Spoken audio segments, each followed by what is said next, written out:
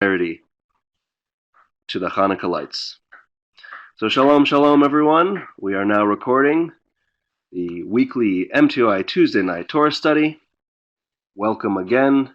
I'll be your host to lead the Torah study, and ultimately the Ruach will be leading, and let the Father lead and guide all things. I just hope to get out of the way and that we all receive a blessing and a daily bread as we participate and read His set-apart word.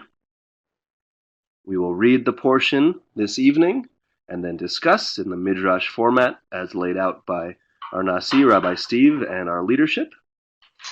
So to begin, in our tradition here, we will take up the prayer requests and praise reports since we gathered last, which would be Shabbat as a group, and then here last Tuesday in this format. So go ahead and type your prayers, praises, both spoken and unspoken, in the chat box, or raise your hand if you would like to say something, and we can get you the mic, so to speak.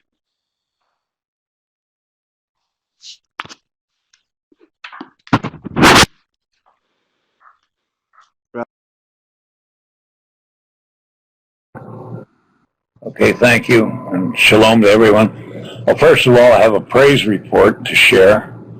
It's easier to speak it than it is for me to write it right now. Joanne went to her doctor today, and her double bone break in her ankle is just about pretty well healed up. She no longer has to use crutches. She does have to leave her support boot on for several more weeks yet. And the doctor was amazed at the progress she made. And of course, we chalk that up to the prayers of ourselves and all the brethren. And also, I would like to ask prayer because this Sunday coming up, Joanne and I are leaving for Nashville, and I'm scheduled for my surgery Monday morning. And so I would appreciate people praying that the surgery will be a success. And also I did visit the eye doctor today, and it looks like in January I'm going to need eye surgery. But anyhow, I'd like prayers for that because great believer in the power of prayer. And I know Yahweh will answer, of course, according to His will. So, hallelujah.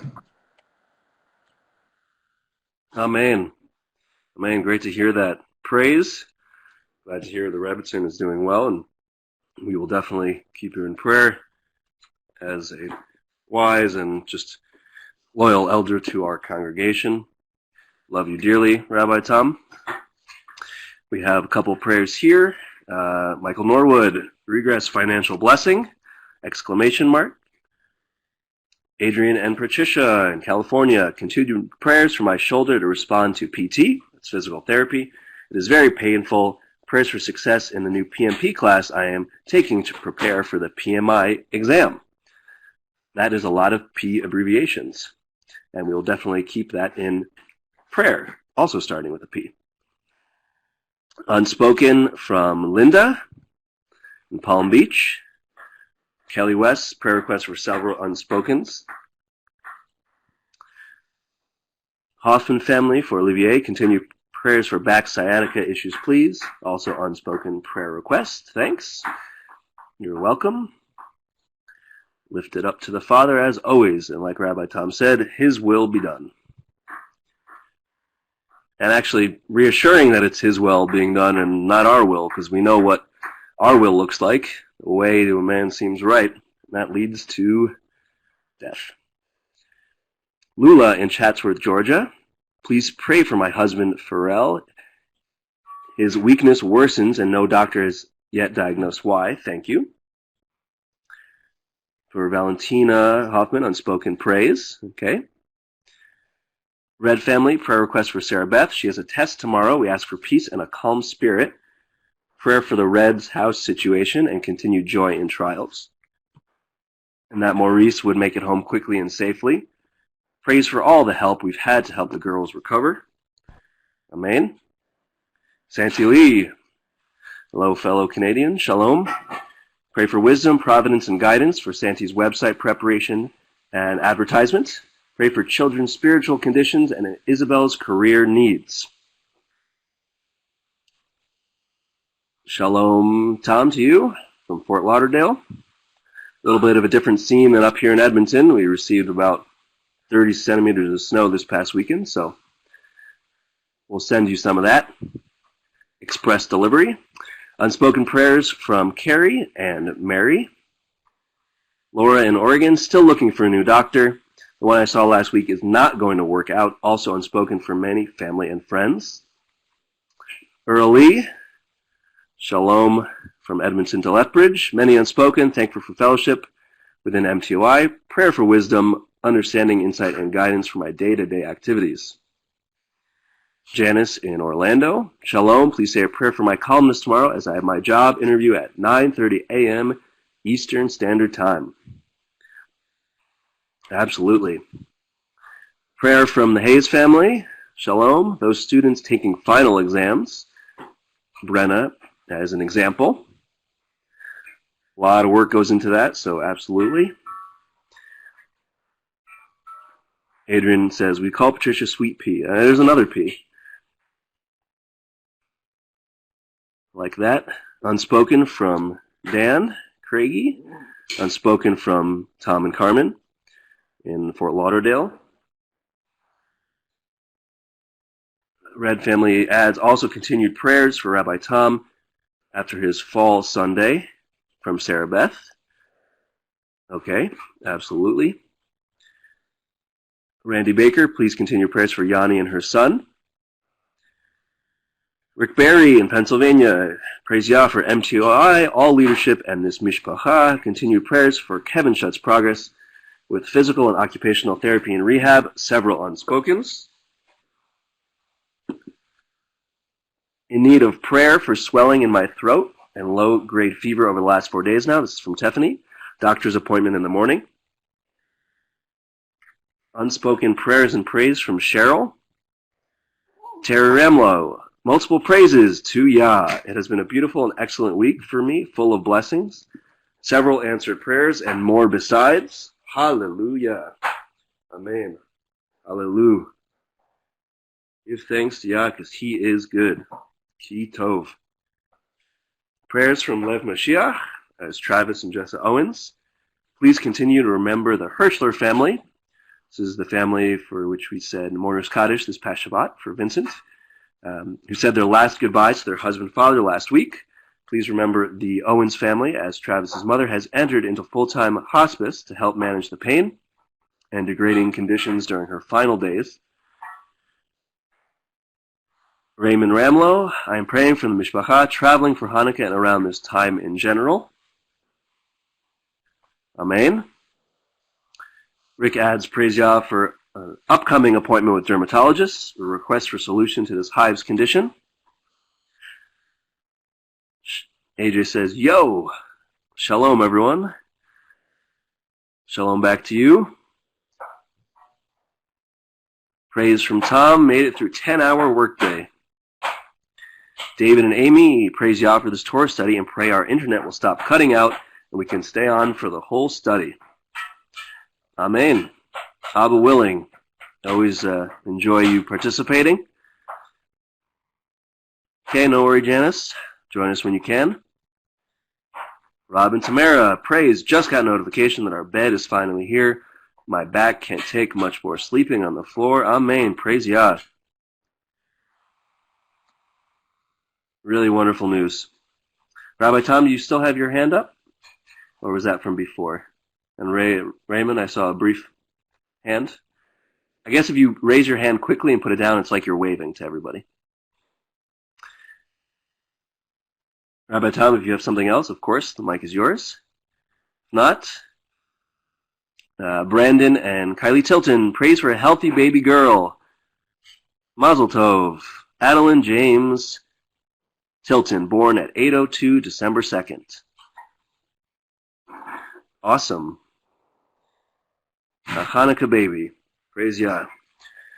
Oh, Raymond says that was just to bring attention to Zach and Tom's hand.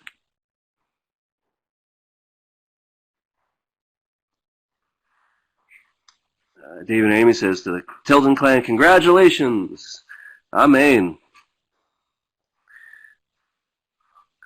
Praise report from Candace that the video feed got fixed today, so I'm continue doing my live color along supporting the artists.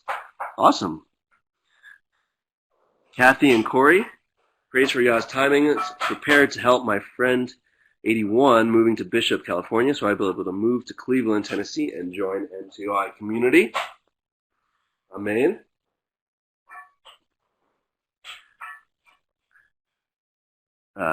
Rick says, please explain Zaken. Rick says, please explain Zaken. Raymond promptly says Zaken equals elder. Mazel Tovs from many people, including Crystal McGee. There's also another Albertan here. Christine.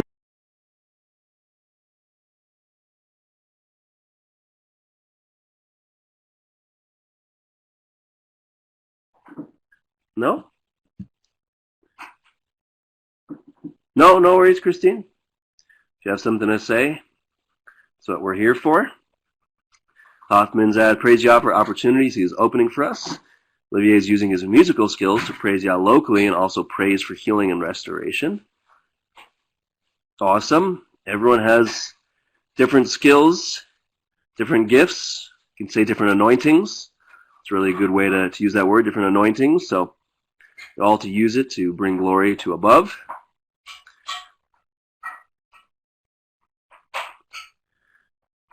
How do you get it down? At the top, the bar, you see the speaker, the mic, and then there should be the little silhouette of the person with the hand. If you click that again, you'll lower your hand. Don't know if I can do that from here. Mazel Tovs continued. Nolan, praise Yah for my new job. I'm really enjoying it there. Awesome. Glad to hear. We've all been there. The difference between a good job and a bad job in terms of environment and contentness, and really, really a big difference because we spend most of our day at our job, really. So it's important that we have shalom there, everywhere. Shalom at home, shalom at work, shalom inside, shalom outside. So praise Yah for that, for his provision. Waffles, praise for Abba's provision on the finances and work issues. Yes, Rick. My wonderful bride is preparing dinner. Yes. So aggressive with the knife. Well, she is a chef by trade. And I'm fighting off our puppy with my left hand. So I'm not distracted. I'm just making sure he doesn't bite the cord. It's a beautiful sound. It is. And a beautiful, beautiful taste as well. So anybody else have any prayers or praises? And then we will ask one of the men to open us up in prayer, lifting all of these prayers and praises and then opening up the study.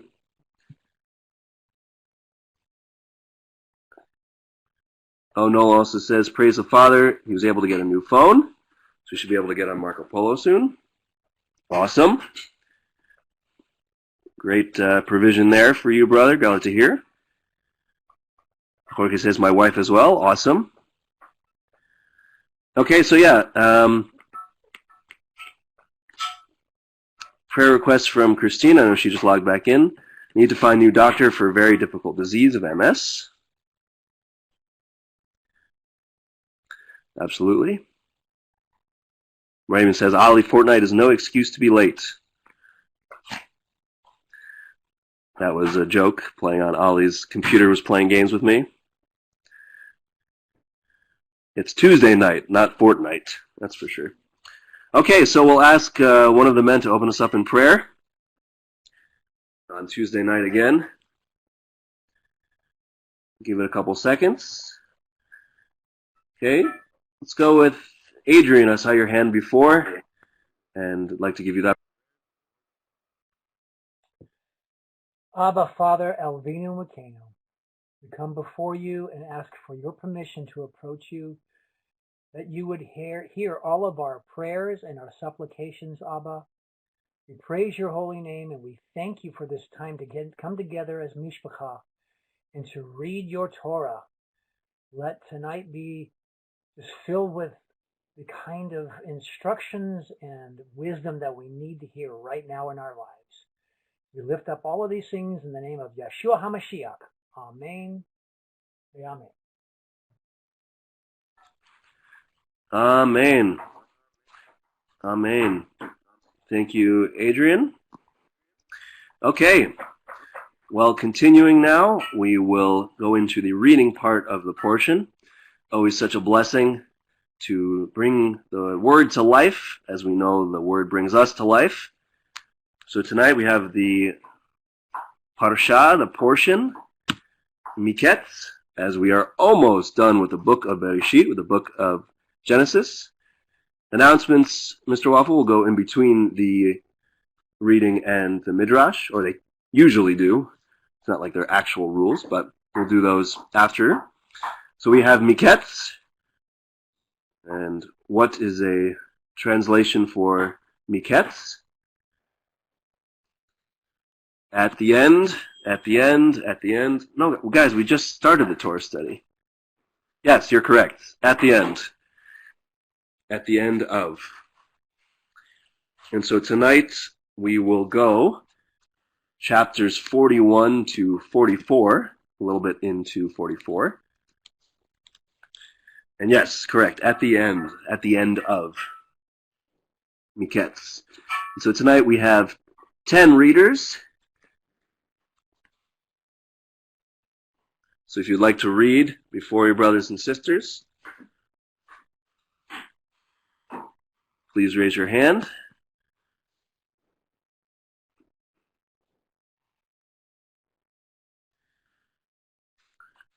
Okay, I see a handful. So our first reader, and what we'll do, if you're new here, if you join somewhere in between the beginning, we read the Torah portion, and then we will have some brief announcements from Shamash Robert, and then we will discuss in the Midrash format, really focusing on where do we see ourselves in the portion, how can we apply it to our halakha, to our walk, and where do we see our Messiah in the portion, as we look at the word as a complete entity, knowing what is in hold for our nation. And we will read, and I will call up each reader with a traditional blessing up to read the Torah. So first up, Rabbi Tom, is that you, if you still have your hand up?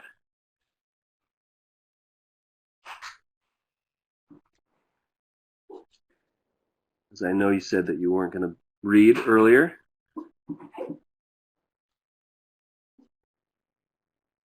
Rabbi Tom?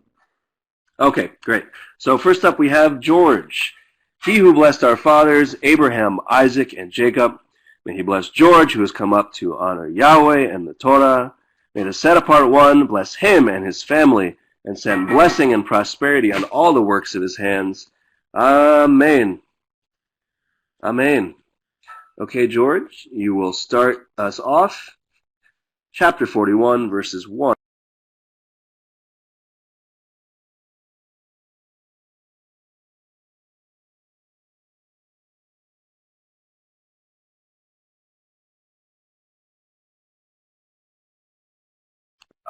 Check.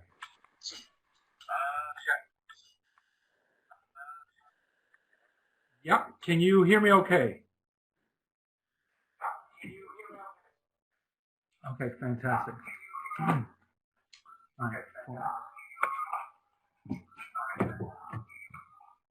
And it came to be at the end of the...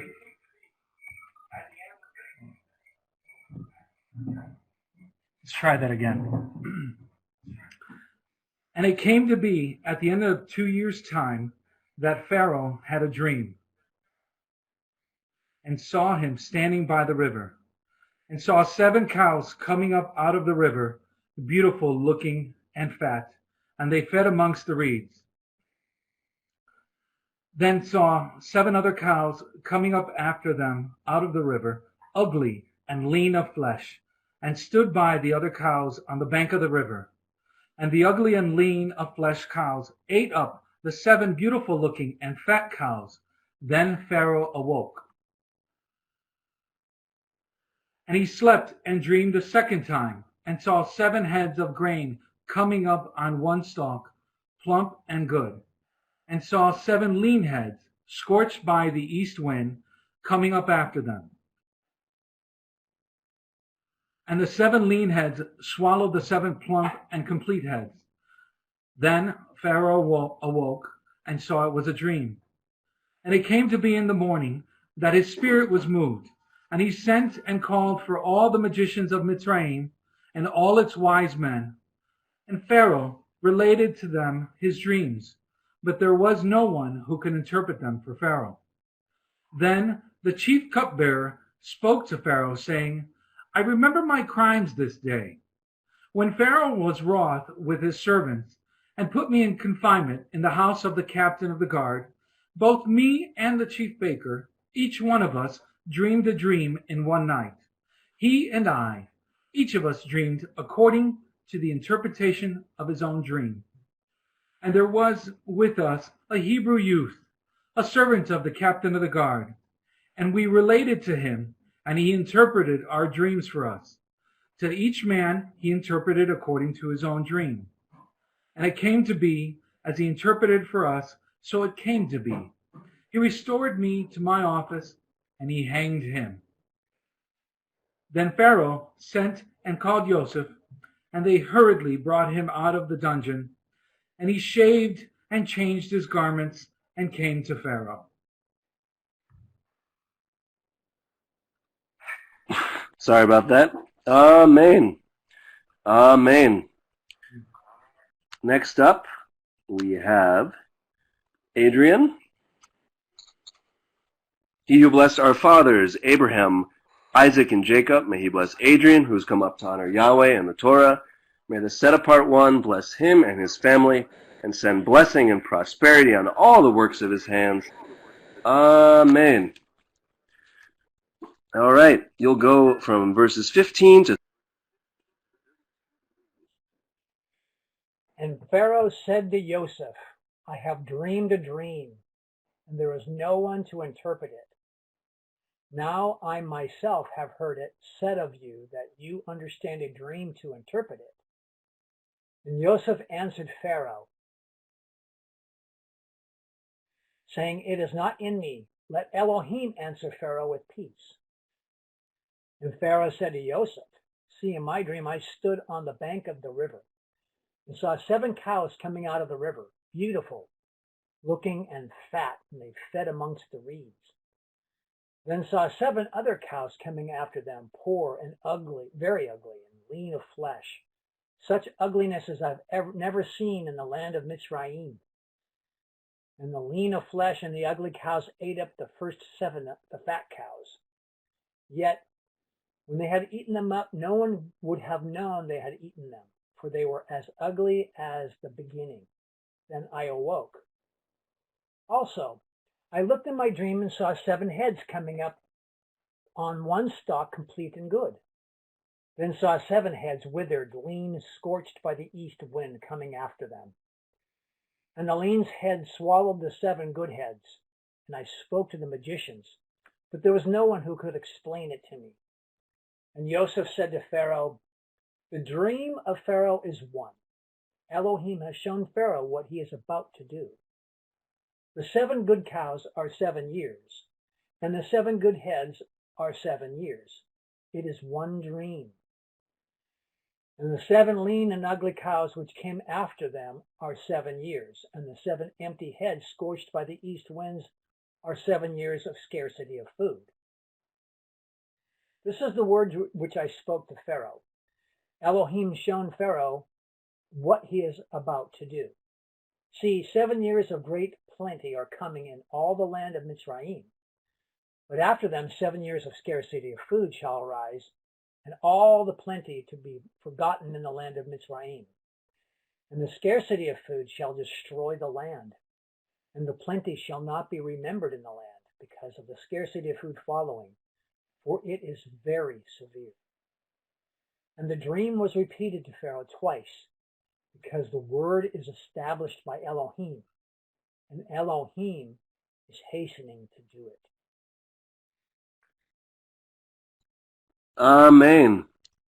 Amen. Thank you, Adrian. Next up to read before our mishpacha is Earl. He who blessed our fathers, Abraham, Isaac, and Jacob, may he bless Earl, who has come up to honor Yahweh and the Torah. May the set-apart one bless him and his family, and send blessing and prosperity on all the works of his hands. Amen. Amen. Okay, Earl, you'll stay in chapter 41, verses 33.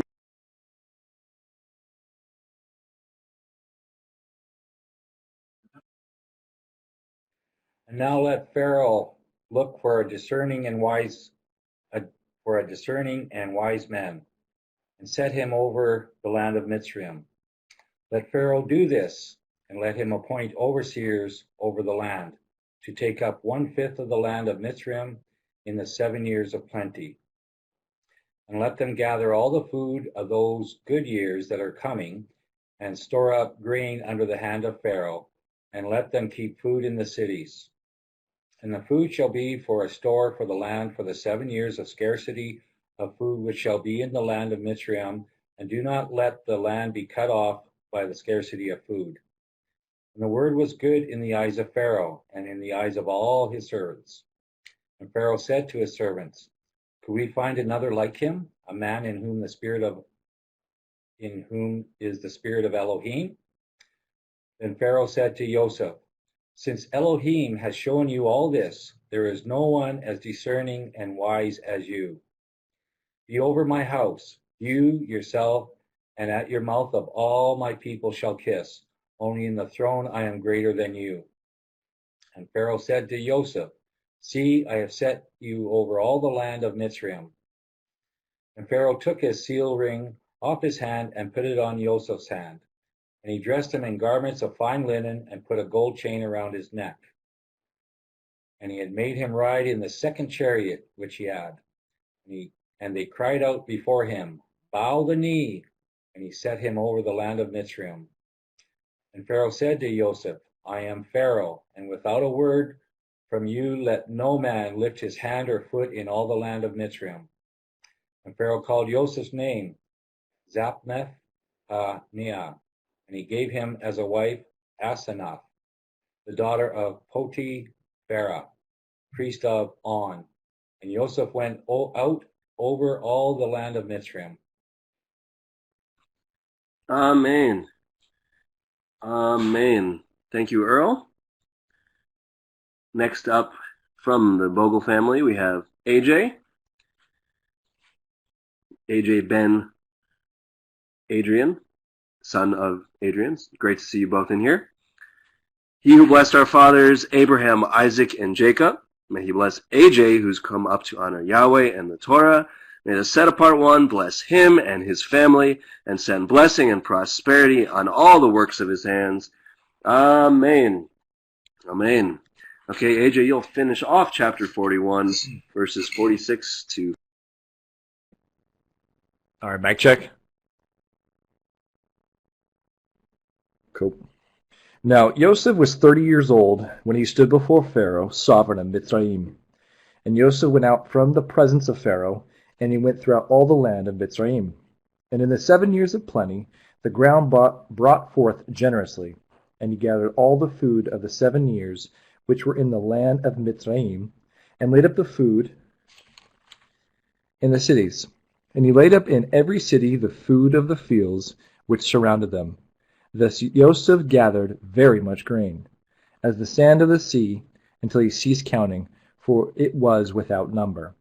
And to Joseph were born 2 sons, before the years of scarcity of food came, whom Asenath, the daughter of Potiphera, priest of On, bore to him. And Joseph called the name of the firstborn Menashe, for Elohim has made me forget all my toil in all my father's house. And the name of the second he called Ephraim, for Elohim has caused me to be fruitful in the land of my affliction. And the 7 years of plenty, which were in the land of Mitzrayim, came to an end.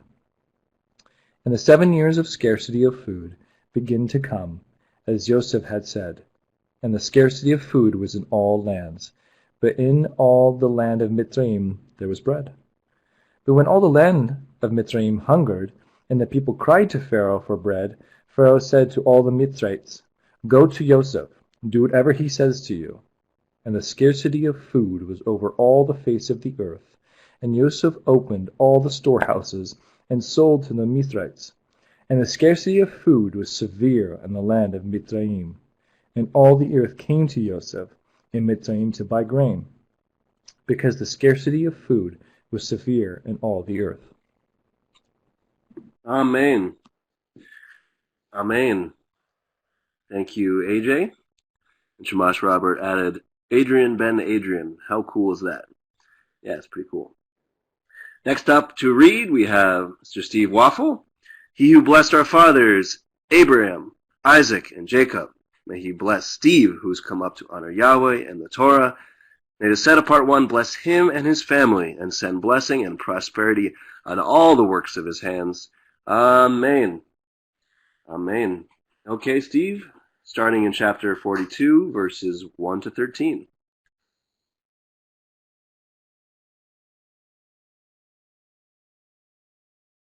Sorry, I had to throw that chicken and waffles in there. Alrighty. And when Jacob saw that there was grain in Mitzrayim, Jacob said to his sons, "Why do you look at each other?" And he said, "See, I have heard that there is grain in Mitzrayim. Go down to that place and buy for us there, and let us live and not die." And Joseph's 10 brothers went to buy grain in Mitzrayim. But Joseph did not send Joseph's brother Benjamin with his brothers, for he said, "Lest some harm come to him." And his sons of Israel went to buy grain among those who journeyed, for scarcity of food was in the land of Canaan. And Joseph was a governor over the land. He was the one who sold to all the people in the land. And Joseph's brothers came to bow down before him with their faces to the earth.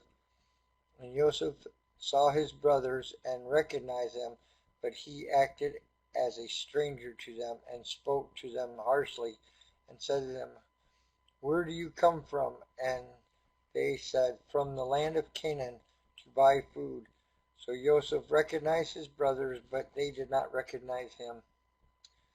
And Joseph remembered the dream he had about them and said to them, "You are spies, come to see the nakedness of the land." And they said to him, "No, my master, but your servants have come to buy food.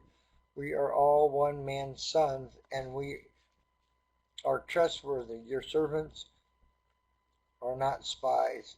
But he said to them, "No, but you have come to see the nakedness of the land." And they said, "Your servants are 12 brothers, the sons of one man in the land of Canaan. And see, the youngest is with our father today, and one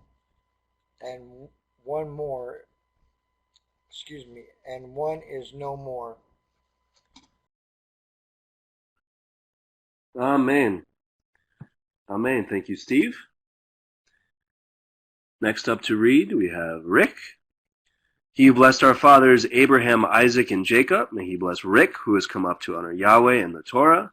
May the set-apart one bless him and his family, and send blessing and prosperity on all the works of his hands. Amen. Amen. Okay, continue here, verses 14 to 26, so in chapter 42. Mic check.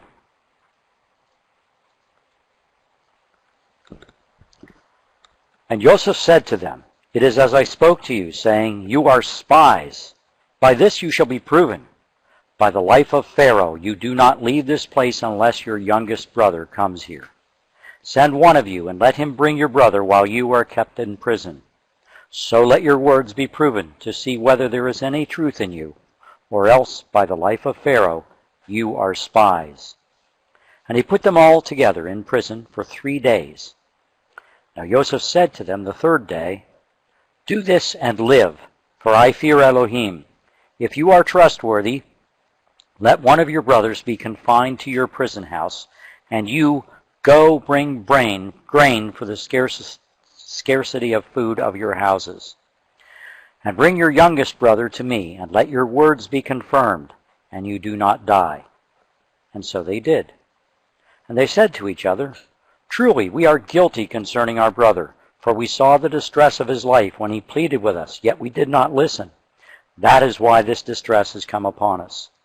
And Reuben answered them, saying, "Did I not speak to you, saying, 'Do not sin against the boy,' and you would not listen? And see, his blood is now required of us." And they did not know that Joseph understood them, for he spoke to them through an interpreter. And he turned himself away from them and wept, but came back to them and spoke to them. And he took Shimon from them and bound him from before their eyes. And Joseph commanded, and they filled their sacks with grain, also to put back every man's silver to his sack, and to give them food for the journey. And thus it was done for them. So they loaded their donkeys with the grain and went from there. Amen. Amen. Thank you, Rick. Next up we have Chuck. And after him we'll have a couple more. So if there's anybody else who has never had the opportunity to read or would like to do so, put your hand up. "You blessed our fathers, Abraham, Isaac, and Jacob. May he bless Chuck, who has come up to honor Yahweh and the Torah. May the set-apart one bless him and his family, and send blessing and prosperity on all the works of his hands. Amen." Amen. All right, Chuck, here in chapter 42, verses 27 to 30. And as one of them opened his sack to give his donkey fodder at the lodging place, he saw his silver, for there it was in the mouth of his sack. And he said to his brothers, "My silver has been returned, and there it is in my sack." And their hearts sank, and they were afraid, saying to each other, "What is this that Elohim has done to us?" So they came to Jacob their father in the land of Canaan, and reported to him all that befell them, saying, "The man, the master of the land, spoke to us harshly, and took us for spies of the land. But we said to him, 'We are trustworthy, we are not spies. We are 12 brothers, sons of our father, one who is no more, and the youngest is today with our father in the land of Canaan.' And the man, the master of the land, said to us, 'By this I know that you are trustworthy. Leave one of your brothers here with me, and take food for the scarcity of the food of your household, and go. And bring your youngest brother to me. Then I know that you are not spies, but that you are trustworthy. I give your brother to you, and you move about in the land.' And it came to be, as they emptied their sacks, that look, a bundle of each man's silver was in his sack. And when they and their father saw the bundles of silver, they were afraid.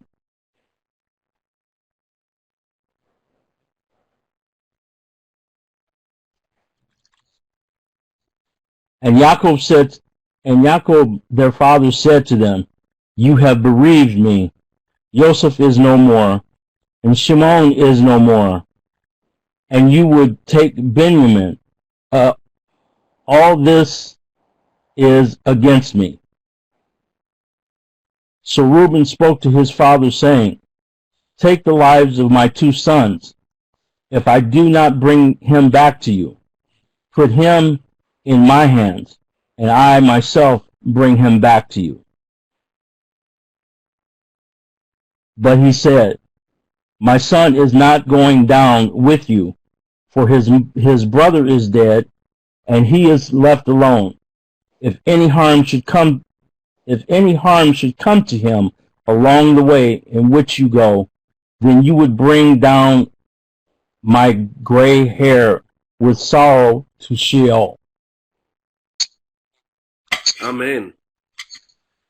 Amen. Thank you, Chuck. Next up, we have Tommy to start us off in chapter 43. He who blessed our fathers, Abraham, Isaac, and Jacob, may he bless Tommy, who has come up to honor Yahweh and the Torah. May the set-apart one bless him and his family, and send blessing and prosperity on all the works of his hands. Amen. Okay, Tommy, verses 1 to 14 in chapter 40. Mic check.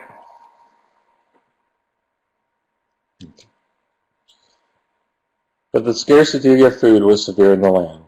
And it came to be, when they had eaten up the grain which they had brought from Mitzrayim, that their father said to them, Go back, buy us a little food. But Yehudah spoke to him, saying, The man vehemently warned us, saying, You do not see my face unless your brother is with you. If you let our brother go with us, we go down and buy you food. But if you do not let him go, we do not go down, because the man said to us, You do not see my face unless your brother is with you. And Yisrael said, Why did you do evil to me to inform the man that you still had another brother? And they said, The man kept asking about us and our relatives, saying, Is your father still alive? Have you another brother? And we informed him according to these words. How could we know that he would say, Bring your brother down? And Yehudah said to Yisrael his father, Send a boy with me, and let us arise and go, and live and not die, both we and you, and also our little ones. I myself shall stand guarantee for him. From my hand you are to require him. If I do not bring him back to you, and set him before you, then let me bear the blame forever. For if we had not delayed, truly by now we could have returned the second time. And their father Yisrael said to them, If so, then do this. Take some of the best fruit of the land in your vessels, and bring a present down for the man, a little balm, and a little honey, spices and myrrh, nuts and almonds. And take your double silver in your hand, and take back in your hand the silver that was returned in the mouth of your sacks. It could have been a mistake. And take your brother, and arise, go back to the man. And El Shaddai give to you compassion before the man, so that he shall release your other brother in Benjamin. And I, if I am bereaved, I am bereaved. Amen. Amen. Thank you, Tommy. Next up, we have Gwen. He who blessed our fathers, Abraham, Isaac, and Jacob, may he bless Gwen, who has come up to honor Yahweh and the Torah. May the set-apart one bless her and her family, and send blessing and prosperity on all the works of her hands. Amen. Amen. Okay, Gwen, you'll finish chapter 43, verses 15 to 34.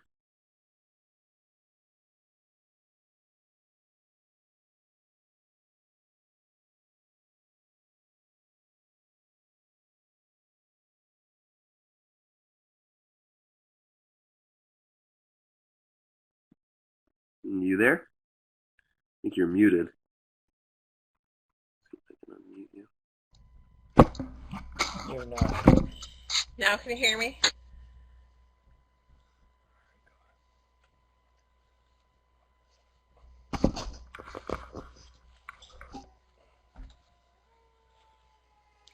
And the men took that present and Benjamin, and they took double the amount of silver in their hand, and arose and went down to Mitzrayim, and stood before Joseph.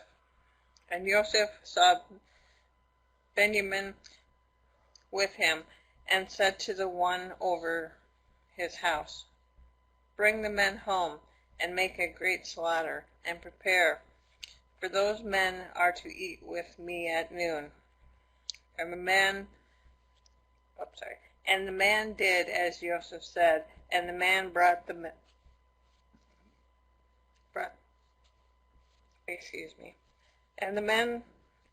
brought the men into Joseph's house. And the men were afraid because they were brought into Joseph's house.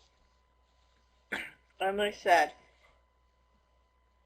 "Is it because of the silver which was put back into our sacks the first time that we brought in to throw himself upon us and fall upon us, to take us as slaves, our donkeys too?" So they came near to the man over the house of Joseph, and spoke to him at the door of the house, and said, "Oh, my master, we indeed came down the first time to buy food, because it came to be, when we came to the lodging place that was opened, our sacks, and saw each man's silver in the mouth of our sack, our silver in its weight, and we have brought it back into our hand. And we have brought down other silver into our hands to buy food. We did not know who put our silver in our sacks." But he said, "Peace be with you. Do not be afraid. Your Elohim and the Elohim of your father has given you treasure into your sacks. Your silver has come to me." And he brought Shimon out to them. And the man brought the men into Joseph's house, and gave them water, and they washed their feet. And he gave their donkeys fodder. And they made the present ready for Joseph's coming at noon, for they heard that they were to eat there. And when Joseph came home, they brought him the present which was in their hand in the house, and bowed down before him to the earth. And he asked them about their welfare, and said, "Is your father well, the old man of whom you spoke? Is he still alive?" And they said, "Your servant, our father, is in good health. He is still alive." And they bowed their heads down and did obedience. And he lifted his eyes and saw his brother Benjamin, his mother's son, and said, "Is this your younger brother of whom you spoke to me?" And he said, "Elohim show favor to you, my son." And Joseph hurried for their emotions. They were deeply moved towards his brother, and he looked for a place to weep, and went into his room and wept there. Then he washed his face and came out and controlled himself and said, "Serve the food." And they set him a place by himself, and them by themselves. And the Mizrahites who ate with him by themselves, for the Mizrahites could not eat food with the Hebrews, for that is an abomination to the Mizrahites.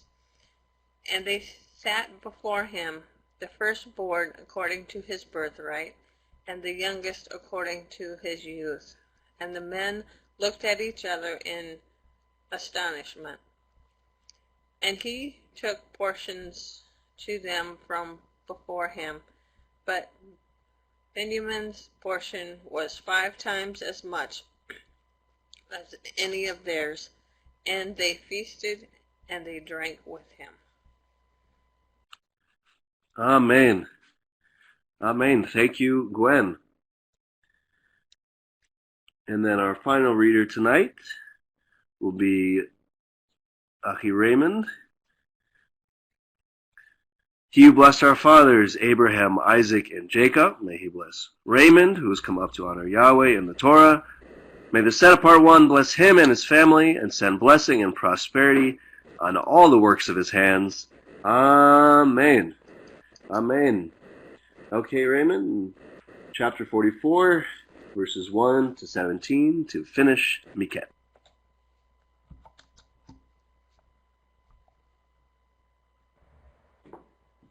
Testing. I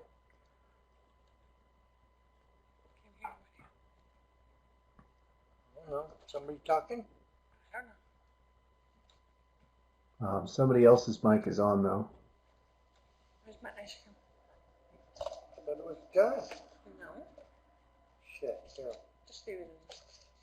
Sorry, I thought you were done. That should be all done.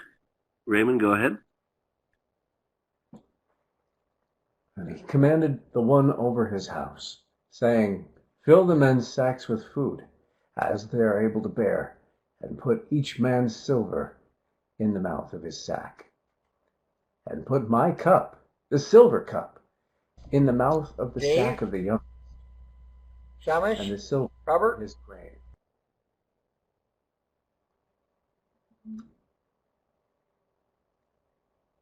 I am still hearing someone else's mic.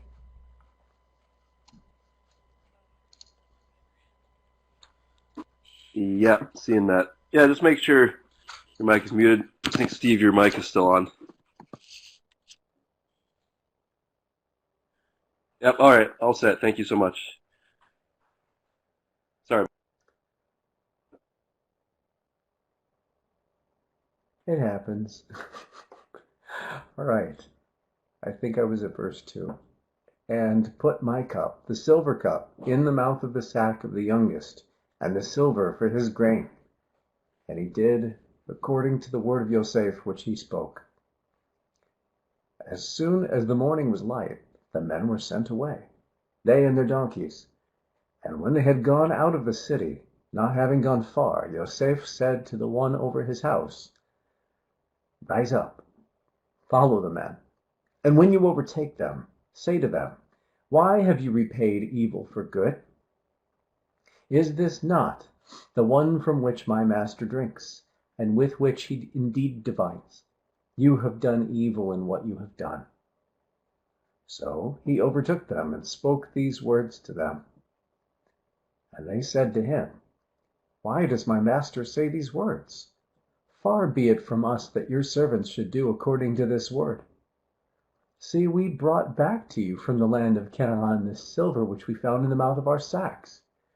How then should we steal silver or gold from your master's house? With whomever of your servants it is found, he shall die, and we shall become my master's slaves as well. And he said, Now also let it be according to your words. He with whom it is found becomes my slave, and you are innocent. And they hurried. Each man let down his sack to the ground, and each opened his sack. And he searched, with the oldest first, and with the youngest last. And the cup was found in Binyamin's sack. Then they tore their garments, and each man loaded his donkey and went back to the city. And Yehuda and his brothers came to Yosef's house, and he was still there. And they fell before him on the ground. And Yosef said to them, What deed is this you have done? Did you not know that a man like me indeed divines? And Yehuda said, What do we say to my master?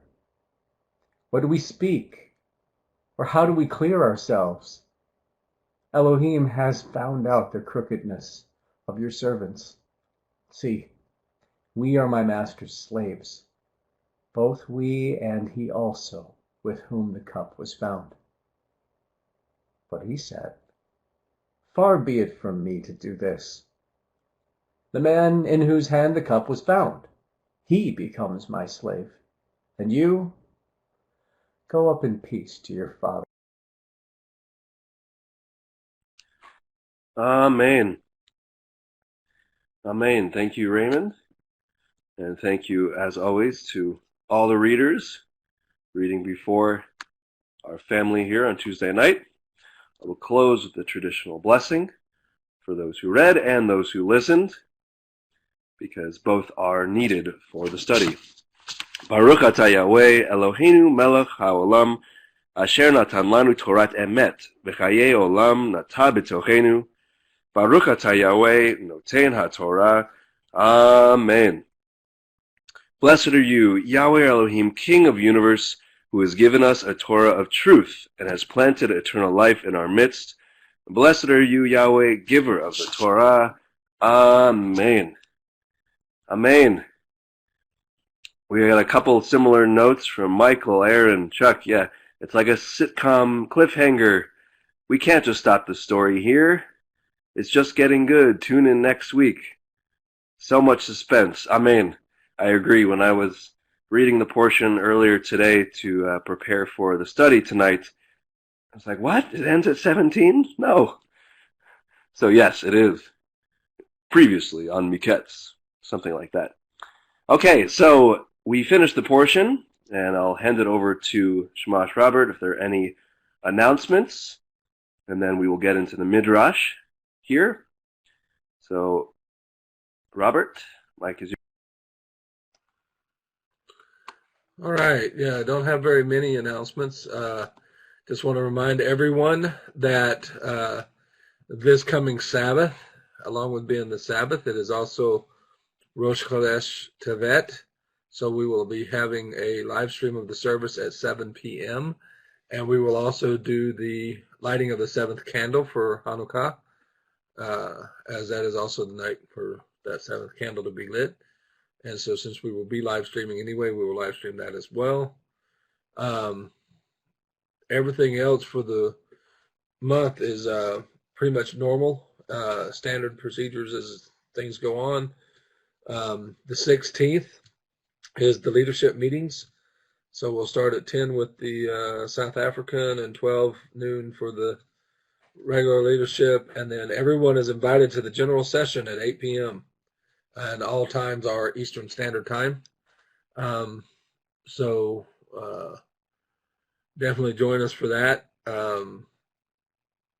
There are several people that have been contacting me this week about who might be close to them. Joining us at that general session is a good time to see who's close, because usually people sign in, as some of us are here with the city and state next to their name, and that helps us locate people that are close to us so that maybe you can find, if there's not a congregation, at least some kind of fellowship. So encourage everybody to join us for that. Update on the building. Things are progressing. Things are getting in line. We're almost ready to release the new numbers for the new building, because since we're in a different spot, we've got different numbers. So the old number still works and will work for a while until we get everything fully transitioned. So you're welcome to call that it in the interim until we actually release those new numbers. And then we'll still keep it active for a while until we get it fully transitioned. Update on Rabbi Steve. Things are kind of up and down. He's doing better at times, and then at other times the coughing fit kicks back in. So he's seen a member of our congregation today who is also an ER nurse, and to try to see if they can figure out what's actually going on. So I think he's going to be getting a workup here to try to find out, because he got a little workup on the ship. I won't go into the details of that. If you don't know about it, then you're welcome to contact me the other week, but I don't keep going. But internet is cutting out for the Marashinos. Rabbi Steve is fine right now, but he is getting a full workup. They did a workup on the ship when he had his little coughing fit there, just to make sure things are viral. But as ships go, ship's doctoring is kind of like combat triage, which is we want to make sure you don't have anything that's going to spread to the rest of the gas or anything that is life-threatening, or we will evac you back to the States. If it's not one of those two, they say, you're fine. Just go back and try to enjoy the rest of the trip. So now that he's back, he's actually going to get a full workup and try to figure out where things are and what exactly it is he is dealing with, so that he can get this gone once and for all. He didn't sleep very much last night, I don't think at all, and that's part of the reason he asked for David's help on leading the Torah study tonight, because he has had no break, and we've had several meetings in the last 2 days about the building and about progress and where things are, so that we can try to get things on track. So keep him in your prayers. Keep us all in your prayers as we go forward, because as we try to progress in accordance with Yah's will, the enemy doesn't like that. And so I'm a big believer in spiritual warfare in that aspect. So definitely keep us in prayer, because the enemy is definitely doing his best to take out leadership. So we're not going to let that happen. And we're all old warriors, including Rabbi Tom. And so as they try to get to us, we just keep on barreling through, because we know who's ultimately in charge. And so we rest in him, and we let him be our strength, and we do not rely on our own. So just a point of encouragement to keep in prayer the leadership, and keep trudging along and doing your part and paying attention and getting ready, because as we train up people behind us, they need to be ready to step up. And if they don't get ready to step up, Yah has a nice way of saying, I think you're going to get ready like today. So let's get ahead of that curve and do our due diligence in getting ready to take roles on that we need to take on as we grow, because we continue to grow. But that's about all I've got. Like I said, this is pretty much a easy month going forward, and getting ready to go into the new calendar year on the secular calendar anyway. And so that's a very busy time for everybody else in the world, which causes it to be very busy all around us. So Passover is not on the web page yet. I was just looking at it. It's not showing up on there yet. So the thing is, we still got some details we got to work out. And even though we've talked to the facility, they still have not actually given us a contract, which is part of our frustrations as leadership. Is we deal with contractors and we deal with contracts, and we're doing our due diligence to try to get things ready. Nobody else seems to be in a hurry. Everybody else thinks, well, it's 4 or 5 months out. Well, yeah, but we've got people that's got to make plans. Come on, give me a contract so we can lock things in. Because the last thing we want to do is give people pricing and then come back and say, oh, by the way, they changed the pricing on us, and that's not going to get us in the building. So yeah, keep that in prayer as well, because it's contracts all the way around that we're having to deal with, and contractors we're having to deal with trying to do their job. I mean, even things as simple as hanging doors on a facility. So they hung the doors, but they didn't paint them. They're just primered. They didn't put in a threshold, so it's wide open at the bottom. That's not a security door. So those are the frustrations we deal with, and we got to keep getting them back, get it fixed, do this right. We paid you. You got to do this right.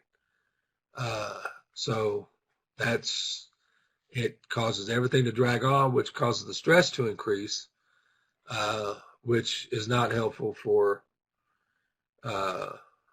Rabbi or anybody else trying to get up there and lead people, is to have the stress of knowing that things are not being done in accordance with agreements that were made.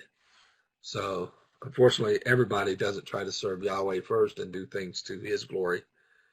So we have to deal with the world we live in. But that's all I've got.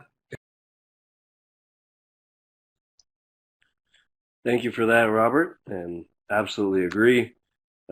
resting in Him and Him alone. And we do need, and we see a comment from here from Gary Flint, we need more men to help step up, get trained, cover our leadership in prayer. Appreciate all your prayers, everyone. So thank you for that. And so, yeah, we'll continue with the study now. Also, just a quick reminder, this is the third night of Hanukkah. So if you haven't already, highly recommend Rabbi Steve's teachings, Story of Hanukkah, Time to Rededicate Yourself. And I would also add in Yeshua, the Light of the World. A really beautiful connection with the Hanukkah lights that we kindle. So yeah, friendly reminder there. And now we will go into Miketz. We have a good amount of time to discuss this Torah portion.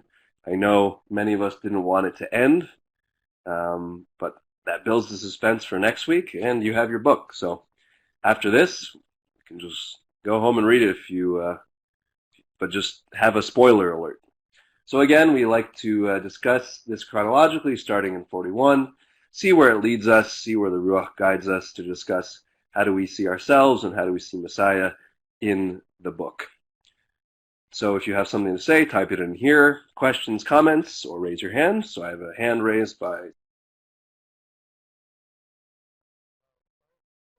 Earlier we lost sound, so I was weirding out on you guys. But anyway, alrighty, in the beginning, setting aside all of the dream stuff, I see that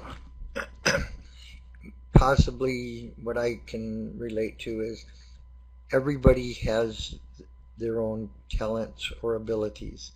And as long as we let know our abilities to the leadership, as the guy let, I lost the name, whoever was in charge know the other guy could do the dream thing and he was the baker and well, whatever, but still. So sometimes it's just about letting leadership know your abilities so they can call upon you when the time's due. And on the other times, you just kind of sit back and wait, and you can't push your way into other areas that you don't really belong, even though you may have a desire, but your gift would be in another area. So it's just sitting and waiting to be called on. Alrighty, thank you. Amen. Thank you for that, Steve. I think it's a great point.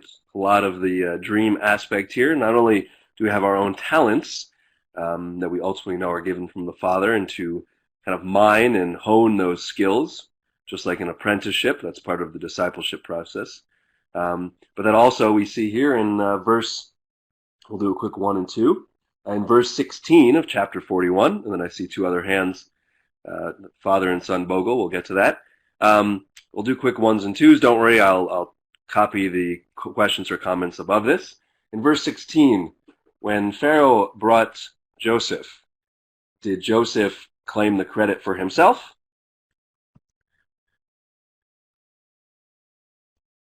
Or did he point and direct the glory above? Amen. Yes. Ones, lots of ones. Glory pointed above. So we see here a great example, number 1, and to kind of address the dreams, an aspect of the, Pharaoh's appointing of looking for all of these, quote, wise men, right? To look at the interpretations of the dreams and to, find out what's going on. He's calling all of his, he's the Pharaoh. He has all of this resources at his disposal. And yet nothing really was giving him that peace, which we see here in verse 16, because we go back to verse 8, and it says his spirit was moved. The Hebrew there could also better be translated as troubled. He was agitated. And so we see here that when we rely on the will of Elohim, and we direct the glory to him, walking and staying in the light of righteousness, the interpretations belong to above. And that we give glory above, just like Matthew 5:16, right? So we are called to be lights. Why? To draw attention to ourselves, to then direct it up. That is the glory that we direct up. So we can draw attention to ourselves in our righteousness and in our light, and knowing who it is. So we see here, and I think, thank you, Steve, for that. A great introduction. Not only do we have these talents, but we have to recognize where those talents come from, and Joseph is doing that right here. Exactly, a conduit, says Greg. Conduit right up, ultimately to the only one who deserves all the credit, the Father, then given to the Son, and the Son given all the way down the chain of command. Okay.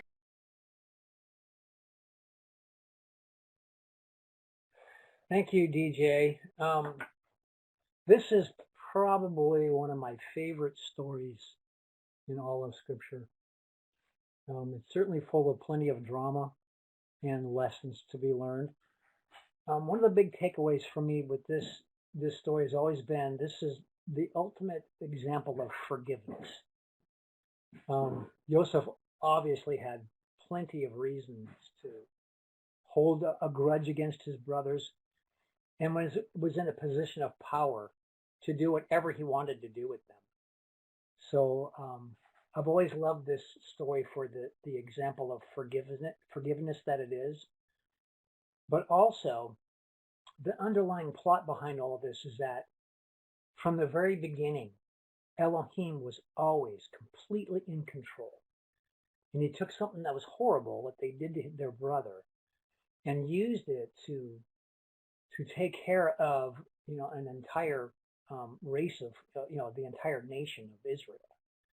So it's also just a great example of us, knowing that Yahweh is in control, and that no matter how bad things seem to be, we should always. Amen. Well said. Nothing to add there. Exactly. He's in control. He's in charge. And if we do what we have to do, he will do what he has to do. He called us, so he's not going to leave us hanging if we answer that call. Okay? AJ, did you want to add something?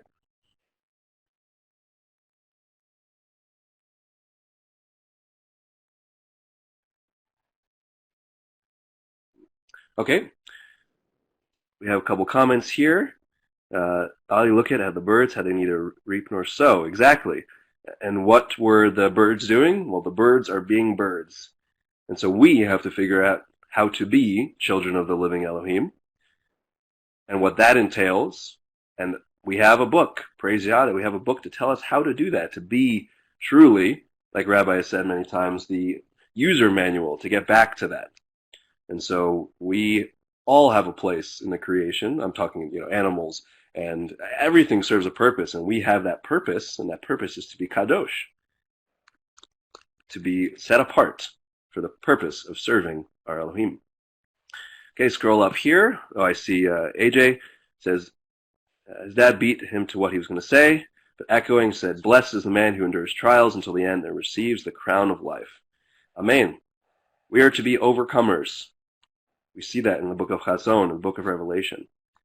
We have to overcome. That means there is something to overcome. But we know that with Elohim at our back, on our side, all around us, even if it's difficult, we know and we trust. To endure, exactly. Lisa adds, Joseph seems to have had great emunah, trust in his creator. Amen. You see him glorifying Elohim constantly, being a witness in all of these situations that he definitely are not ideal. Your own brother selling you into slavery, going into foreign land, and then being in Potiphar's house, being accused, all of this aspects, and he just points above.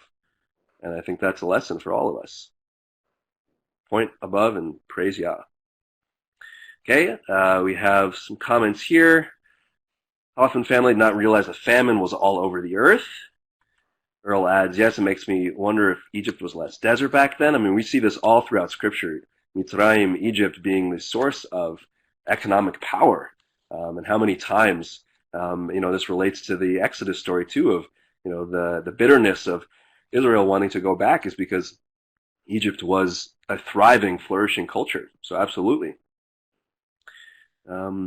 We have Mark above. All I could hear with the story was the pain of Jacob with regards to the loss of Joseph, continual pain of the brothers for selling their brother into slavery.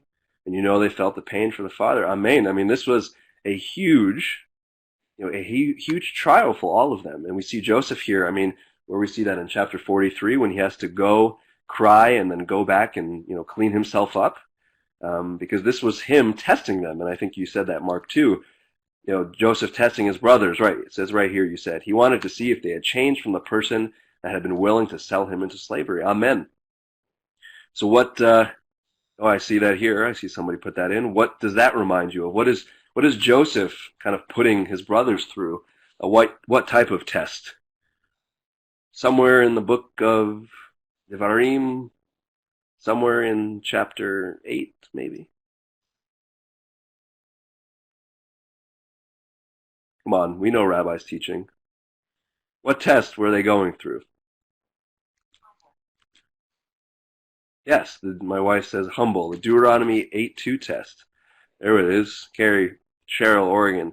10:12 as well. We see Joseph seeing that in his role, so I think that's a great addition. But yeah, absolutely. Joseph is testing his brothers to see. And because the brothers are still responsible for their actions, and were being dealt with, all in Yah's plan, as Adrian said. But Joseph wanted to see. That's why, and we can cover this quickly, and then I'll scroll up. That's why he has this whole persona, this whole show, right? Because people have asked before, okay, what's up with these divining tools, right? Why is Joseph doing divining tools? That's against Torah. Well, they're not his tools. This is the royal cup of Pharaoh. He has not revealed himself to his brothers yet. And the brothers would know and associate the customs of that culture, including this divining aspect, the cup of authority, and make them believe this story persona that Joseph is not the brother, but actually an Egyptian viceroy. And so we see part of that pain and part of that testing that Joseph was putting on this show to see how his brothers would respond, leading to the restoration and forgiveness. Okay, scroll up. Leanne, birds both reap and sow. They are also pollinators. Their fruit is not evident until several seasons pass, when the seeds they have reaped and expelled grow and bear their own fruit. Amen. Thanks for that. Great note. Birds are just wonderful. My wife loves birds, and we were talking about this the other day. There's something very special, the fact that they are the only animals that can be close to the Shamayim, the heavens. Michelle says Joseph learned to be a servant before he became a leader. Amen. Great point, Michelle. And that's all something we all can glean, is whatever we want to be, we have to learn it first. If we want submission, we have to submit. If we want to lead, we have to follow. All of this, it has to go both ways because we're all in the middle except for the Father. Hoffman family, the tears of Yosef. Do you think it was because he realized Abba was working in his favor to restore this relationship with his family and was moved by his compassion and mercy? Or do you think it was because he was still hurting from what his brothers did to him? Either way, he did the right thing at the end. He forgave them. Amen. We know that forgiveness, and that's another really good teaching by Rabbi Steve, and we know that we are called to have a heart of forgiveness. We see this in the model prayer. And I think both are possible. We see his pain because he's not able to reveal himself to his brothers, and also because he sees the favor that his brothers were brought back to him. Must have been extremely emotional. Scroll down. David and Amy say Yah feeds the birds, but he doesn't throw it into their nests. Amen. Crystal, to me this whole story is a bunch of tiny types of emphasizing other points throughout Scripture. Joseph is 30 when he stands before Pharaoh, like Yeshua did for his ministry. The 7 years are emphasized over and over. There are 2 witnesses to Joseph's dream interpretation, 2 witnesses for Pharaoh's dream, plus many more. Seems like an extra emphasis that Yahweh does not change. Amen. Well, you took, and thank you for that, awesome connections. Really, all of the rest of the notes I had in chapter 31 here, that Joseph is 30, similar to of course, Yeshua beginning his ministry. That's in verse 46. The 2 witnesses in verse 32. So that's very, very important. Again, that doesn't mean that a single witness does not have significance, but we must be very careful to use a single verse to kind of go back on something that has been established by 2 witnesses. So, amen. Yahweh does not change. Thank you for that, Crystal. AJ adds the Torah of land, keeping it on the 7th year. Amen.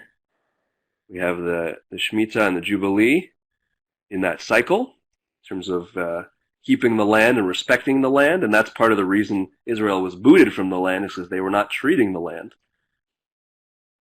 So again, it's something, if you have land, it's not an obligation, but rabbis explain that the people who have done it have reaped amazing, amazing blessings. Ali says, the brothers made the trek from Canaan to Mitzrayim 3 times for their father. That is incredible. Amen. My wife noted that too. That is a long trip. We just have a couple of pages, but this is a trek. This is a trial for everyone involved. Yeah, hunger, being tired, the emotional stress. I mean, every single person, and I think the pain that Mark mentioned really leads into the forgiveness that the Hoffmans mentioned. It's beautiful to watch, this forgiveness from all aspects. Yaakov with the son who he thought he would lost. The brothers with the guilt of selling into slavery. Joseph with the love that he had to stifle for his brothers because of what they did for him. Leanne has taken the story of Joseph for me to sort out what my siblings did to me in keeping from her father before his death. They did it just like Joseph's siblings for their financial benefit. Yahweh has other plans for me. My siblings are without faith and run with the world. Thank you for sharing, Leanne, and praise Yah that this has been a blessing. And I think it's a great, really, really great, example for forgiveness. We are called to forgive. Again, that's part of that conduit. We give the blessings and conduit back up to the Father. We're supposed to bless others. That's why we're given the blessings we have. And we're also to forgive. That's another aspect of giver. And that's something that, if you look into, more of a rabbinic study that we, in terms of, we talked about this a couple weeks ago, tzaddik, and there's an element of that to be a giver. We are all to be givers because that is part of the intrinsic nature, the intrinsic spirit of our Elohim is to give.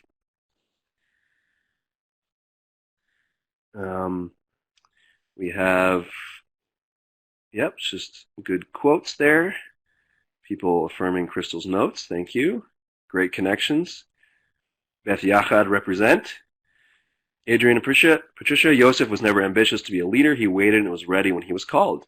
Amen. And did he call? And he answered the call. And that's something here I just want to look at in verse 14.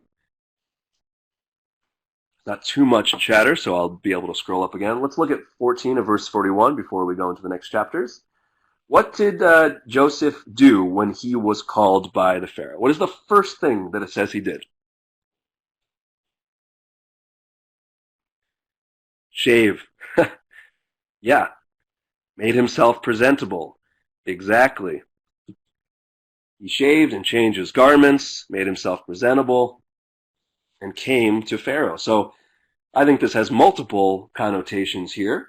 Number one, Alice adds change of clothes. It's act of respect, Rick adds. Amen. I think this has implications with our prayer life. When we come before the throne, are we making ourselves presentable? Is our walk presentable? We see that in the Psalms, right? Because you have ruled me rightly, because I have walked in integrity. So are we making ourselves presentable there? To the king, this is a throne we are approaching, ladies and gentlemen. Also, I think there's an element in terms of Shabbat and Moadim, and of course this would go to your individual leadership to confirm. I'm not making a sweeping rule, but that there is something, just like when you put on a school uniform or you get dressed for work, that you do have a different feeling when you put on nice clothes. So I think there's something to dressing up. I personally have a separate pair of tzitziot for Shabbat, just because I want to have something set apart. And I think it can get you in a good mindset to really appreciate the Levitical garments, that literally there was a singular garment used to prepare themselves. And I think there's such beauty for that.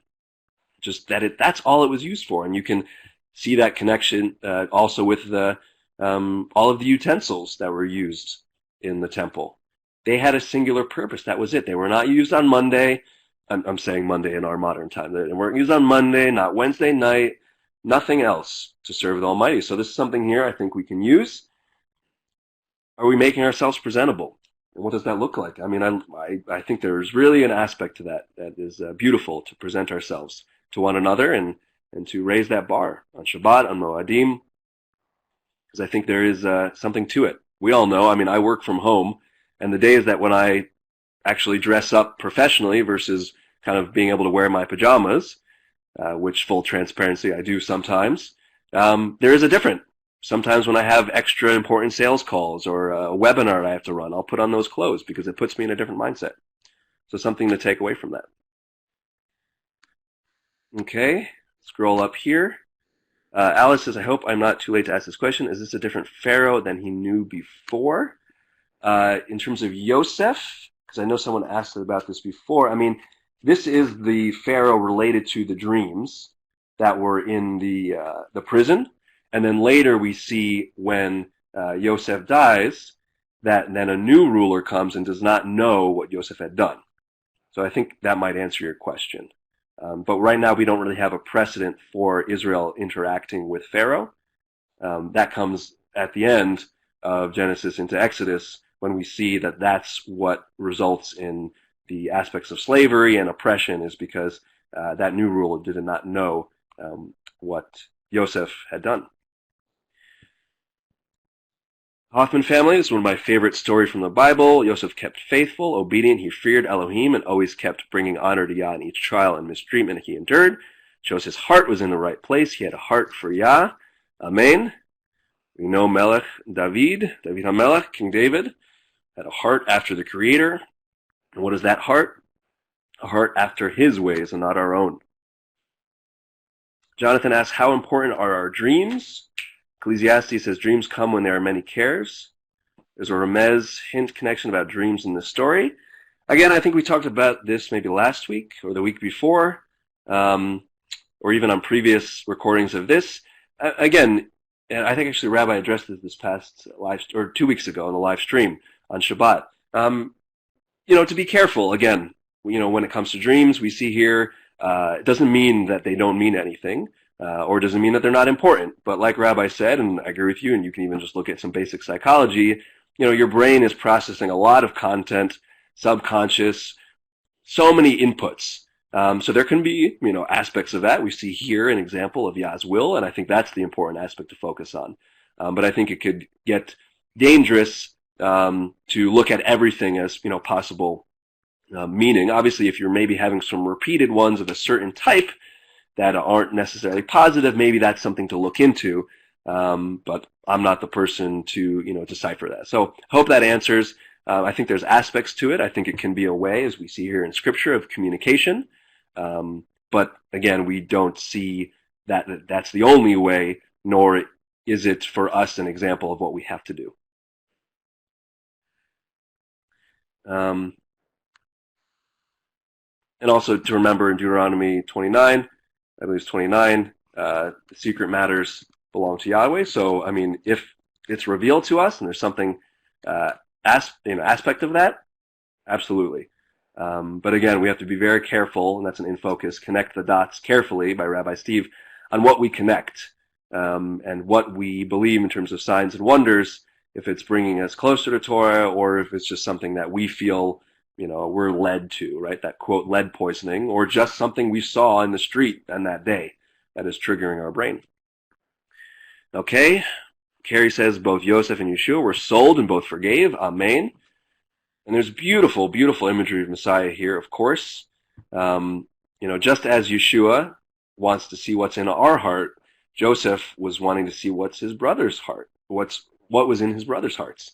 That's that Deuteronomy 8:2 test. We also see here when Pharaoh anoints Joseph, it gives him that power.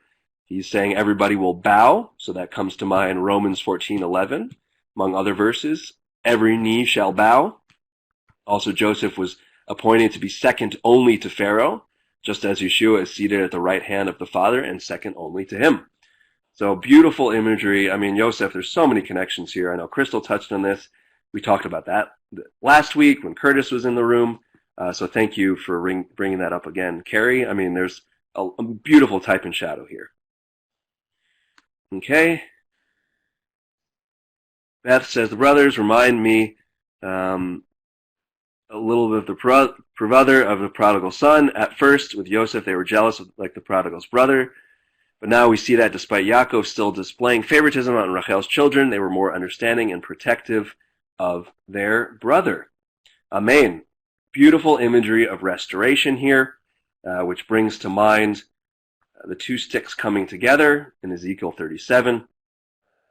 So, and that also relates to the prodigal son. You know, we see the jealousy here. We see the emotion, right? We see the family dynamics, but we see that it comes ultimately in restoration. So thank you, Beth. Adrian says we need to remember that we too come before the King when we assemble. Amen. That is true. We are coming into his presence, whether that's virtually with a live stream or in person. Doing this may make one look holier than thou. How do we deal with that mindset in terms of dressing? Sorry, yes. How do we deal with that mindset respectfully? I think it's something, again, we look at this with the inside and the outside of the cup, right? Are we doing it to look good? Or are we doing it to really, really dedicate ourselves to the Creator? And Shamash says here, are we not responsible for our own actions? Yeah, I was going to go in that direction. Motives and not those of others. We should be certain we are not dressing to oppress others, but to honor our King. We cannot prevent some from having incorrect motivation, just as we cannot prevent others from refusing to dress nicer because they are feeling holier than thou, as they are considered their wearing of less than their best makes them humbler than those who dress up. It works both ways. Amen. And we don't know, someone, what we might not consider dressed up, might be something that person really, really made an effort to go out, to maybe have, maybe it was their first time tithing, and they were able to use some second tithe to buy this pair of pants. Maybe it was a big step for them. You don't know, right? And so we have to focus on our own walk. And if somebody were to ask, and obviously there's a difference between being respectful and being ostentatious and showy. But if we're being respectful and we're focused, like Shamash Robert said, on honoring the King, well, we know, and our Creator knows what our intention is. And that's the whole thing with the outside of the cup and the whitewashed tombs. We can put on a good show, but what's going on inside? So I think Shamash Robert answered that well. Raymond says, yes, the transparency David mentions is communication, not the pajamas. Thank you, Raymond. Amen, 100%. Oh, and that was Potiphar, Greg said. So yes, we had Potiphar, who was chief of the guard for Pharaoh and then Pharaoh. Yes, Rabbi did address dreams last time he did the Torah study. I think we covered the clothing aspect well. Okay, on dreams, Raymond says, one thing this Parsha teaches us is the great purpose of dreams is to bring us to leadership so we can get their assessment rather than get self-important. Amen. Great point. That we have to be careful. Again, and we talk a lot about being careful, but we have to, because in this walk, it is a narrow path. And we know that narrow path is also an afflicted path. And that speaks to what can come from the outside, but also what can come from the inside. And so rather than us getting all puffed up and again thinking, oh, okay, I have this message or this is something. I'm not saying that might not be the pace or the case or the place. But again, this is about the will of the Father. And to, like Raymond said, bring us to leadership so we can get their assessment. So we can say, look, this is what's going on. This could be with anything. What do you think? Just like when we have something, where is Rabbi Steve going? He's not going to some person he met, I don't know, at the gas station to say, hey, what do you think about my cough? He's going to a person who handles that, which goes back to the initial point by Steve. We each have gifts and anointings. And so we go to that correct anointing. We go to the people that can handle that. And that leadership will then foster us and develop us and might say, hey, that's awesome. That is right on the line. Here's something to think about. Or might say, well, that's good, but maybe here's a little course correction. So yes, we need assessment rather than get self-important. And again, ultimately know that even if for whatever reason the Father is choosing each of us and is choosing all of us in some aspect to achieve His will, it's not because of us. It's because of Him. So we can't get ever self-important. He's choosing us and He loves us and we have gifts to be used for His purpose. But that's it. We can't think it's about us. So thank you for bringing that up. Okay. Go on to, does anyone have anything else in 41? I've got a couple notes here, or 41, 42, any questions?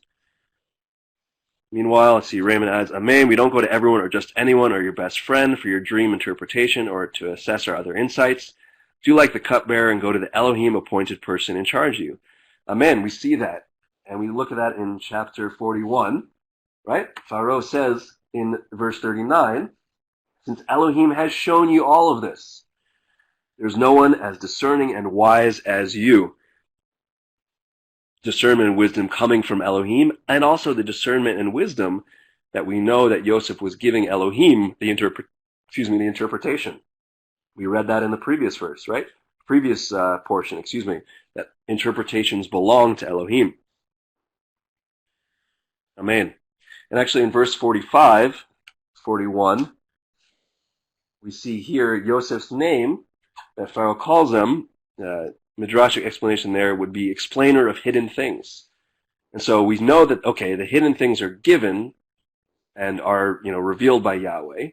And if Yosef was given the name explainer of hidden things, well, we know that he's walking in righteousness. He is appointed and he has a purpose. And so he is explaining the hidden things revealed to him by Elohim to then reveal to us. There's a specific role there that even Pharaoh recognized. Beth says, I found it interesting that 43:32 says that Mitzrites found it abominable to eat with the Hebrews, yet here was a Hebrew that through Yah's guidance saved them all. Amen. Yes, and we see that type of enmity lasting in obviously a different way, not with Mitzrayim, but later we even look at Peter's vision. This was an aspect of, this is talking about people, right? And so this is kind of that same enmity, this idea of abomination to eat with somebody else, to break bread with them. And so I think it's an interesting parallel there as well that, Peter was considering, and that's why he says, I've never eaten anything unclean, as he was considering those people. Like it's almost as sitting with them would be like you were eating pork. When we know that's not the case, we know that Yeshua's blood is provided freely at all for those who choose to graft in and walk in righteousness. 41:52 from Greg and Mary says, Yosef still considered Mitzrayim the land of affliction, no matter his status in the world. Amen. Yeah, he still never, and we saw a comment earlier, he never forgot who he was. That he knew this is a land of affliction. He was a foreigner in that land. And he was just doing what he had to do in the will and accepting the path of the Father. We have here, AJ loved the connection to Beth. The world hated Yeshua, yet he saves us all. Yeah, and we see that here, that maybe if we're not being as hated, then maybe we're not creating a difference. I'm not saying creating a divide and going and picking fights, but I'm saying, are we witnessing? And we see this in verse 38 of chapter 41, which I quoted right here, right? Can we find another like him, a man in whom is the spirit of Elohim? Do we have that witness at the gas station, at work, at home? Do we have that witness going back to Matthew 5:16 and going back to Hanukkah? Are we shining a light so people can then see that light and we can then direct them to the Father? Is there a difference in our lives now? Because that's the aspect. Hated by the world. Well, Yeshua said that himself.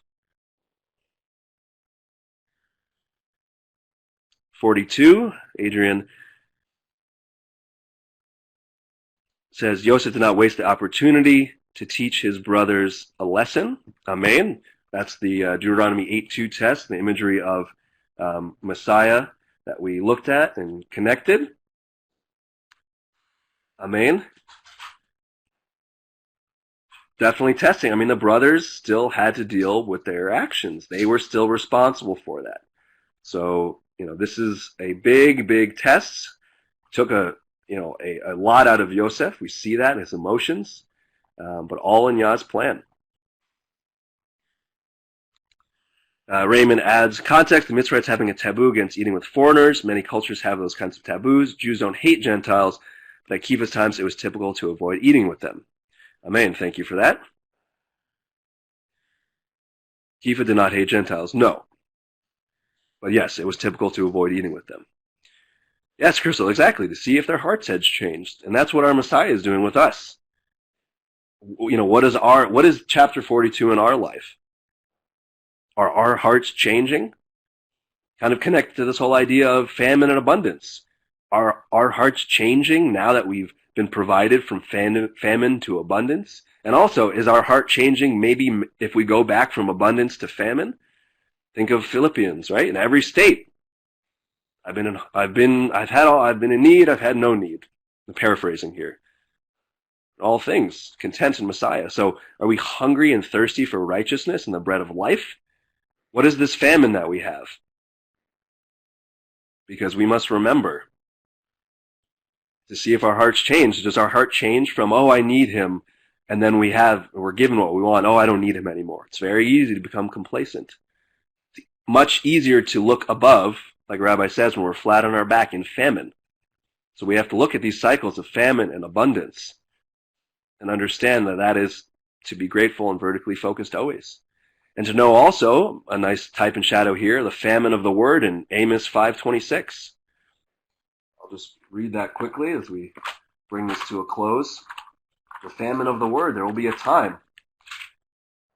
Let's see here, Amos 5:26. Oh wait, no, that's not it. Quoted the wrong verse. 8:11, Amos, sorry. The days are coming when there will be a famine of the word of Yah. So we are back in the famine again. We are still in the Deuteronomy, I'll put that here, 28 cursings. Amen. It is a lesson in integrity for all of us. For repentance, for teshuvah, right? Turning back on the path over and over and over again. Raymond quotes the verse here, not that I speak concerning need, for I have learned to be content in whatever state I am. I know what it is to be humbled, and I know what it is to have in excess. In any and every situation, I have learned both to be filled and to be hungry, both to have in excess and be in need. I have strength to do all through Messiah who empowers me. Amen. Adrian in capital says, I love Torah. I love Torah too. I love Yeshua. He is the life, right? We have been given the true.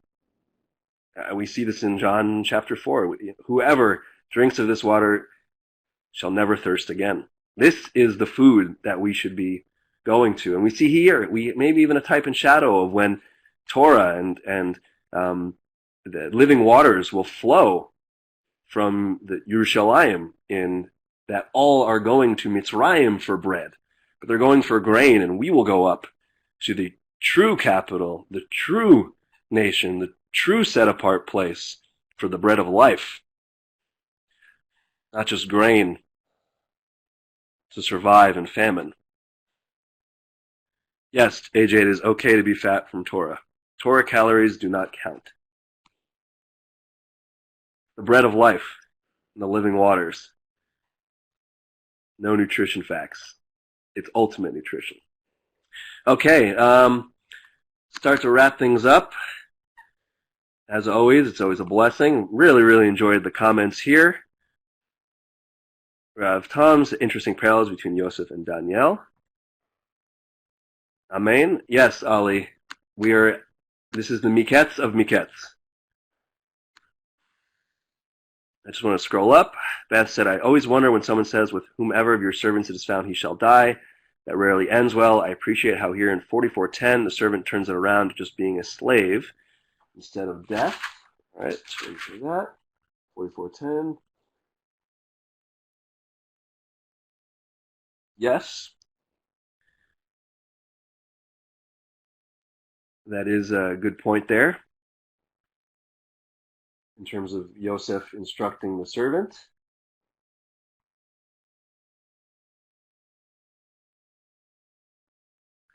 Okay. next week's episode, will the youngest become a slave? Tune in to see. Yeah, that was all I kind of had in the notes. But I think the big takeaways here, continued of the forgiveness, that heart of forgiveness that is required, and also the heart of repentance that is required on both sides. That we are in this dance with each other of forgiveness and repentance constantly. And that in the imagery of the famine and the imagery of the abundance, that we always have to be grateful for whatever we have. Just when Yeshua blesses the fish and the loaves, and if that's all they had, because that's all they did have, we bless that, we give thanks for that, and then Abba opens up the doors for more.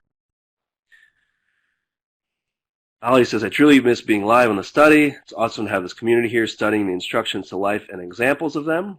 Glory to Yah. Thank you for another good study. Thank you for participating.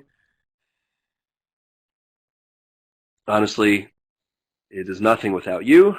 Raymond says, well, getting richly fed is great, but in my honest opinion, scripturally, getting fat is associated with forgetting that we need Abba. So what is this like? Someone who studies faster than they apply and learns only to consider themselves very great. Amen. We don't want our heart to become fat, which we know also could be translated as numb. We don't want to become numb to the Father. So yes, let's feed and become richly fed, but not fat and numb. We look at that in Deuteronomy. We can actually finish that, because have we eaten and are we satisfied tonight, brothers and sisters? Because that is what this is about.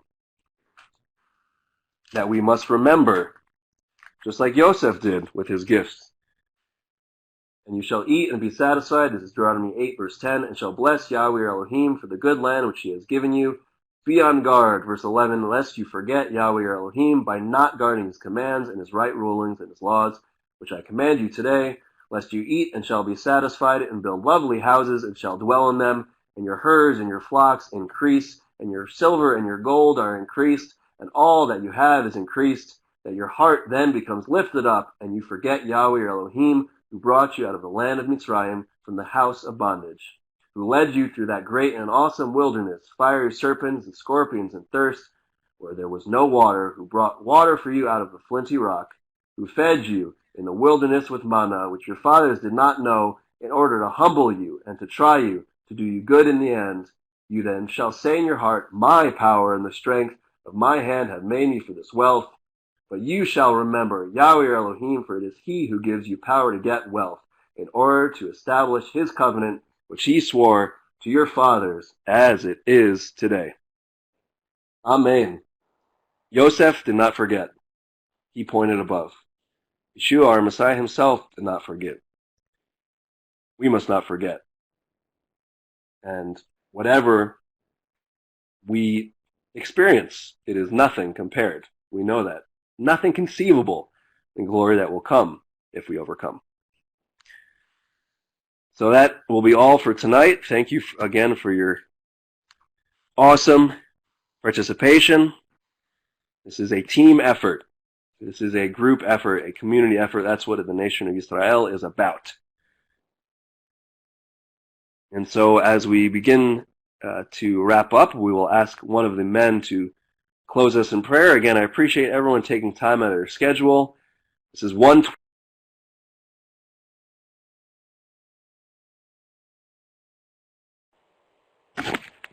Mic test. Abba, Father, we thank you for your word. We thank you for the blessings that have been fruitful. We ask that you multiply in our lives the manna that you've given us tonight. Remember those prayer requests that have gone before you, and let it be your will that you meet every need. And until we meet again, we thank you and we praise you and give you all the glory and honor in the authority of your Son's name, Yeshua HaMashiach. Amen. Amen. Amen. Thank you, Michael. And yes, keep all of those who ask prayer in prayer, and just scrolling up here. And like Michael said, all in your will. And even we see even connection here with this cup, possibly. You see even Yeshua himself in the garden. If it is your will, Father, have this cup pass from me. He still, ultimately, in that situation, knowing the authority that he could have commanded, he asked for will to be done. We have Ali, physical obesity versus spiritual obesity. Amen. One is bad, the other is good. Waffle seems like he forgave his brothers, but not wanted to know in them before they had repented. Amen. Just scrolling up because there's a lot of great comments. So, AJ says, yeah, delicious meal. You're content. Amen. Seconds, anyone? Yes, I'd love to go for seconds. Good thing Torah calories don't count, especially during the week of abundant Hanukkah calories. Amen. I'm picking up 60 sufganiyot on Friday from the only place in Edmonton that knows what sufganiyot are for our Hanukkah celebration after Shabbat for Beth Yachad here on Saturday. 60 sufganiyot. Can't wait. Okay. Love to you as well, Fred and Barb. Elsami said hi. Oh, it jumped. Continue. I'll start the countdown here. Forgot to do that. Just having so much fun. And it's not even 8 o'clock yet, so we're ahead of schedule. Thank you, thank you. No, thank you guys. Blessings to you. Praise be to the Father. Praise all MTOI leadership. Like Robert said, really important to keep leadership in prayer, to fend off these attacks, resting in the only wings that we rest in, that is of our Elohim. Good night. One of my favorite stories is Lorraine praying for Rabbi's well-being. Appreciate my mishpacha. Appreciate you joining us. Amen. Good night. Shamash Robert says, if you only eat the holes, they don't count. I'm not sure if these sufganiyot do have holes. We'll have to see. Keep you posted. Eaten and satisfied indeed. Thank you, Rick. Chag Sameach, Shavua Tov. We'll do 8, 7. Thanks to leadership. Chag Sameach. Oh, sufganiyot, sorry, what are they? They are the traditional jelly donuts. They're donuts eaten during Hanukkah. I have fond memories of my father coming in when I went to Jewish day school as a kid, and he would come in and lead our class in making sufganiyot during Hanukkah. Of course, when your dad comes in, it's the best, but when he's making sufganiyot for everybody, icing on the donut. Shavua Tov. Hanukkah Sameach. Yeah, Adrian says they're so good. Amen. Hope you're having a wonderful Hanukkah. We will see you, Yah willing. Where did I leave off? 6th. On Shabbat, and then again, 7 p.m. Eastern Time, the Rosh Chodesh Tevet service, plus the lighting of the 7th candle. Laila Tov to all. Chag Sameach Lehitraot. Amen. Lehitraot. See you later. Hanukkah Sameach. Amen. May we all kindle the light that is Yeshua in our lives, because we know that the darkness has not overcome him. That is all. Shalom, shalom. Blessings, and good night. Yes, Raymond, I'm doing my best to do the 654 space in the countdown. Discipleship, duplication, learning, applying, repeating. Rededicate those temples.